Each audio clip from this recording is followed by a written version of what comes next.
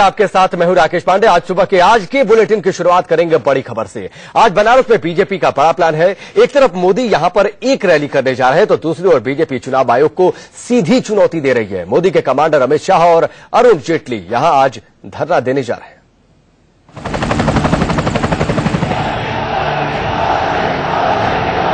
मां बेटे की सरकार गई।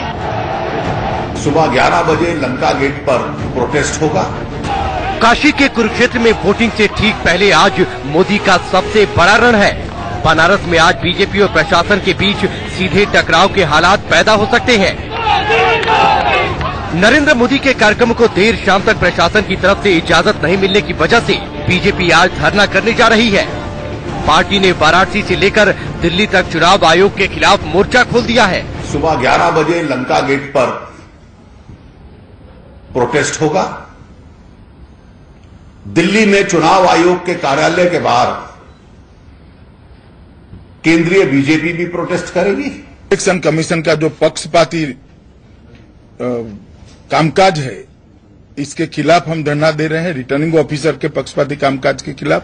और हम ये मांग भी कर रहे हैं धरने में कि इस रिटर्निंग ऑफिसर को तत्काल बदला जाए। सवाल नरेंद्र मोदी का है। जाहिर है बीजेपी के बड़े नेताओं का ही नहीं, कार्यकर्ताओं के रुख में भी तल्खी नजर आ रही है। बनारस में माहौल अचानक गर्मा गया है। कल देर शाम से ही बीएचयू के लंका गेट के आसपास बीजेपी कार्यकर्ताओं की चहल पहल बढ़ गई है।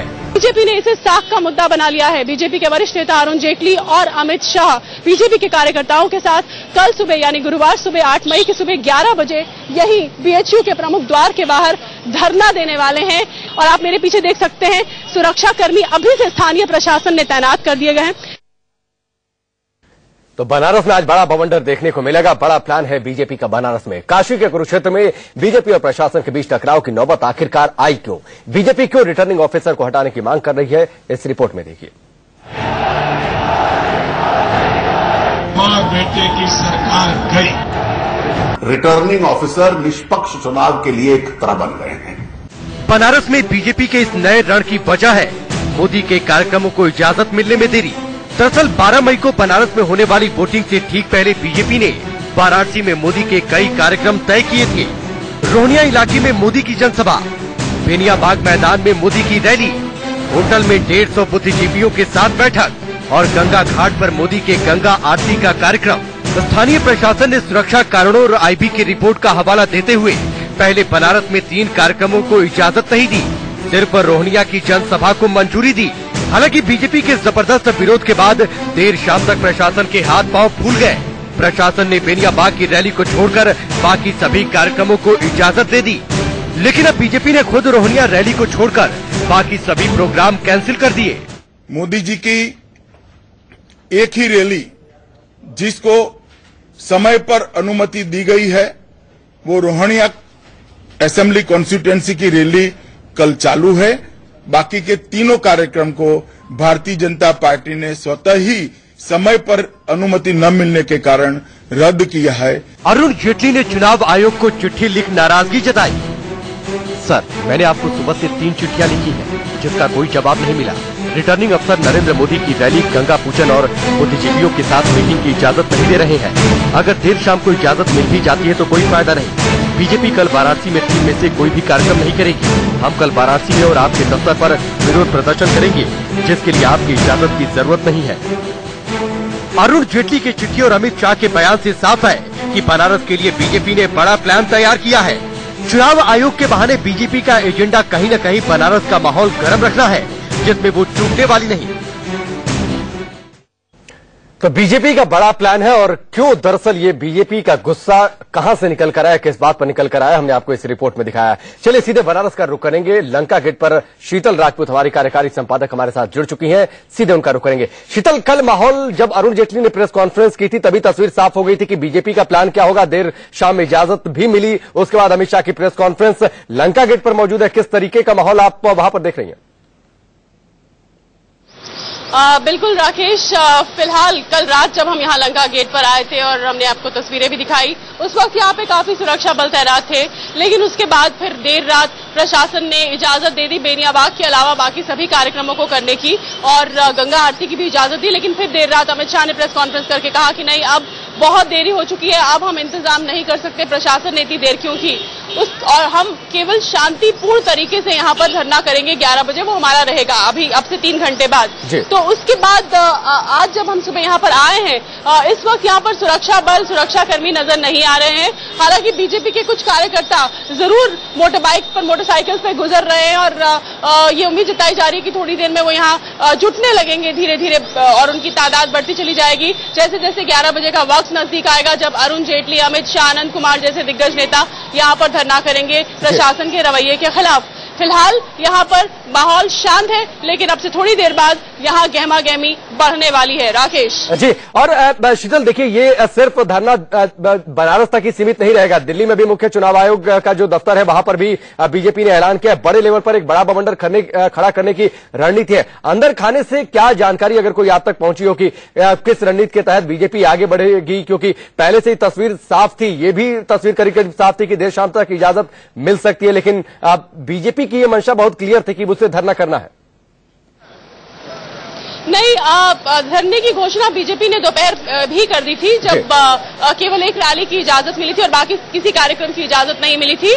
लेकिन दिन भर ऊहापोह की स्थिति बनी रही और ये फैक्ट है, ये सच है कि देर रात प्रशासन की ओर से ये कहा गया, एक प्रेस रिलीज जारी की गई, प्रेस कॉन्फ्रेंस की गई, जिसमें कहा गया कि हम बाकी जगहों पर इजाजत दे रहे हैं, सिर्फ बेनिया बाग जो शहर के अंदर का मैदान है वहां पर हम इजाजत नहीं दे रहे, किसी छोटे मैदान में आप रैली कर लीजिए। तो ऊहापोह की स्थिति दिन भर बनी हुई थी। ऐसा नहीं था कि पहले से स्थिति स्पष्ट थी कि बीजेपी को बाकी जगहों पर बाकी कार्यक्रम करने की भी इजाजत मिल जाएगी। राकेश जी, चलिए शीतल आपके पास आएंगे। निश्चित तौर पर कल दिन भर ऊहापोह की स्थिति बनी रही और उसके बाद जब शाम को प्रेस कॉन्फ्रेंस हुई थी, अरुण जेटली ने उस वक्त क्लियर किया कि अब देर हो चुकी है, तैयारियां हो नहीं सकती, लिहाजा कल धरना दिया जाएगा और इसकी पुष्टि रात को अमित शाह ने भी की। बीजेपी ने सिर्फ धरने का ऐलान नहीं किया, डीएम पर गंभीर आरोप भी लगाए। डीएम ने क्या तर्क दिए वो सुनाने से पहले आपको दिखाते हैं कि आज मोदी का एजेंडा क्या है। मोदी आज बनारस में कहां कहां जाएंगे। बनारस में मोदी और बीजेपी दोनों का आज का एजेंडा साफ है। बीजेपी आज लंका में बीएचयू गेट पर धरना प्रदर्शन करके पार्टी के पक्ष में माहौल तैयार करेगी, तो उधर मोदी का फोकस रोहनिया की रैली पर होगा। पार्टी के तय कार्यक्रम के मुताबिक नरेंद्र मोदी पहले रोहनिया जाएंगे, वहां जनसभा के बाद वो बीएचयू हेलीपैड जाएंगे, उसके बाद शहर में अपने काफिले के साथ दाखिल होंगे और सिगरा इलाके में होते हुए पार्टी के चुनाव कार्यालय पहुंचेंगे। मोदी जी रोहनिया हेलीपैड पे सीधा जाएंगे चंदौली लोकसभा से, उसके बाद में रोहनिया से बीएचयू के हेलीपैड पे आएंगे। रोहनिया कितने बजे पहुंचे? और क्योंकि परमिशन नहीं दी गई है कोई कार्यक्रम की, तो कार्यक्रम करने की बजाय वो बीएचयू हेलीपैड से कार्यालय तक जाएंगे और कार्यालय जाकर कार्यकर्ताओं के साथ बातचीत कर वापिस अपने अगले कार्यक्रम में जाएंगे। उनको कोई कार्यक्रम करने की, क्योंकि वाराणसी शहर में अनुमति नहीं है, तो वो केवल बीजेपी के मुख्य चुनाव कार्यालय में जाएंगे। वो अकेले अपने मोटरकार के साथ बीएचयू के हेलीपैड से चुनाव कार्यालय तक जाएंगे। तो रोहनिया में सिर्फ रैली होगी, बाकी सारे कार्यक्रम बीजेपी ने रद्द किए हैं। तर्क है कि देर से इजाजत मिली, तैयारियां हो नहीं सकती। चलिए सीधे बनारस का रुख करेंगे। शीतल राजपूत हमारी कार्यकारी संपादक लगातार हमारे साथ जुड़ी हुई हैं। शीतल, रोहनिया में रैली करेंगे जो कि पहले से अनुमति मिली हुई थी, उसके बाद बीएचयू के हेलीपैड और फिर बीजेपी दफ्तर, सिर्फ इतना ही कार्यक्रम होगा? मैं आपको और अपने दर्शकों को पूरा कार्यक्रम जो है, आज का जो रूट है वो समझाने की कोशिश करूंगी। लगभग 1:30 बजे नरेंद्र मोदी बनारस के बाबतपुर एयरपोर्ट पर पहुंचेंगे विशेष विमान से। उसके बाद वो चॉपर के माध्यम से जाएंगे रोहनिया में, जो कि ग्रामीण इलाका है, शहर से 12 किलोमीटर बाहर पड़ता है। वहां पर उनकी जगतपुरी इंटर कॉलेज में 2:30 बजे के आसपास सभा जो है वो तय है। 2:30 बजे ये सभा है। उसके बाद आप ये मानकर चलिए कि तकरीबन 3:30 पौने 4 के वक्त वो चॉपर के जरिए रोहनिया से आएंगे। मेरे पीछे आप बीएचयू गेट देख रहे हैं, बीएचयू का जो हेलीपैड है वहां पर उनका चॉपर लैंड होगा।